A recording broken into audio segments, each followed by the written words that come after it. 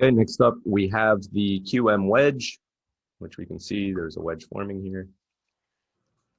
Um, Typically, it doesn't matter how many peaks you have. You can have 1, 2, 3, 4. As long as you see the wedge and the breakout of the wedge, you're going to look for that QM level below. Okay. Now you could have also a triangle where you have a point here, and a point here, and that's just extra confluence because now you have two trend lines forming. Now on the QM wedge, typically I like to see 1, 2, and then as the entry for my third tap, okay? And then I have obviously my trend line here.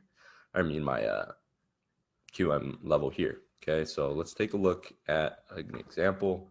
And remember, this is a bullish wedge in the opposing would be a bearish, obviously, okay? Am I recording? I just want to make sure I'm recording. I think I'm recording, okay. New share. Let's take a look at a live example. Okay, so here we have 0.1, 0.2, and 0.3. We have the low, high, lower low, higher high, price returns. We also have a 1, 2, 3, 4 pattern here. So you can also draw a trend line like this to see the movement of the market, right? This is just a confluence. So it doesn't matter how you draw this. You could really just draw it any way you like. Okay, so we can see we're making higher lows, and then now we've broken out of our wedge. Okay, you could even draw this to here if you want. Doesn't have to be perfect. Okay, it's just giving you the idea of the zone. Okay, so we can see the wedge and then the breakout. Okay, this is on a 15-minute chart. So all you have to understand is where the market is making its lower highs at and its higher lows. It doesn't have to make the higher lows. It could just be this, right? It could just be these lower highs here and then breakout, pullback, entry on the QM. Okay. Like that. Price taps right into it and then moves. Okay. Now, a good thing to point out is so when you have the QMI principles, okay, so QMI is just, it's basically a fake move, right? It's a liquidity idea. So for example, if I have a breakout and then I have something like this, hold on, let me redraw that. So if I have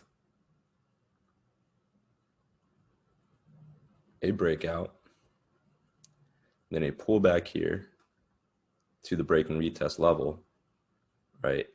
I want to be entering below this. Okay, so for example, let's see if I can redraw this better. There we go.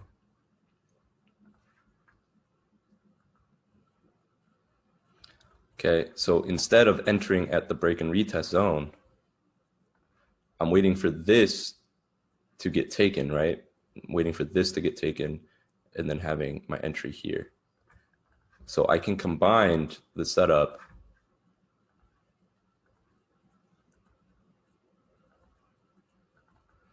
as a wedge, right?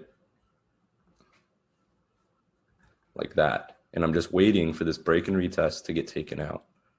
Okay, unless I have our other setup model here. Okay, this is also one of my favorite setups if I'm taking a reversal play, because this is a reversal type play. It's not a continuation.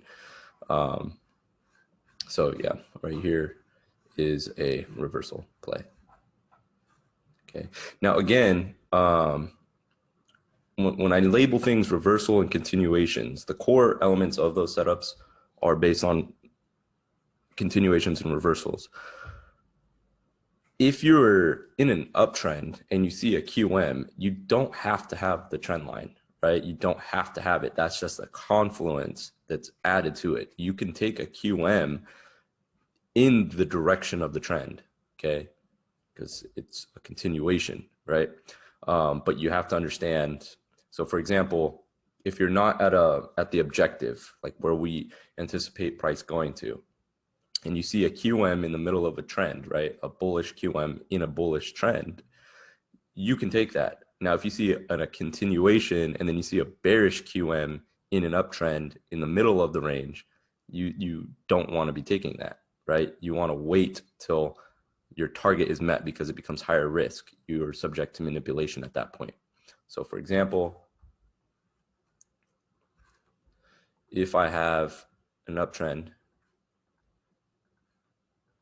okay, and then I see, sorry, let me draw this. And let's say our target zone is way, way up here. Okay, I don't want to be entering this QM here. I don't want to be entering that because we're still in the middle of the trend. I'm subject to getting stopped out. Okay, yes, price can react and you possibly can get that reversal, but I'm not going to take that trade. I'm going to wait until my actual destination is hit for the highest probability setup. Okay, so I'm not just playing it just because there's a QM there. Okay, and this could easily turn into a manipulated move like that. Okay, so what I mean by this is there's also QM fakeouts, which I'll show that model in another video. But in a QM fakeout, you'd be looking to buy. But once we've hit our destination, look at how the QM buy is taken out and the QM sell is taken out. So it doesn't make any sense. Instead, now I have an actual reason to enter at this QM level. Okay, so I'm not taking a buy from here, and I'm not taking a buy from here, and I'm not taking a sell from here. Okay, I'm waiting till the destination is met.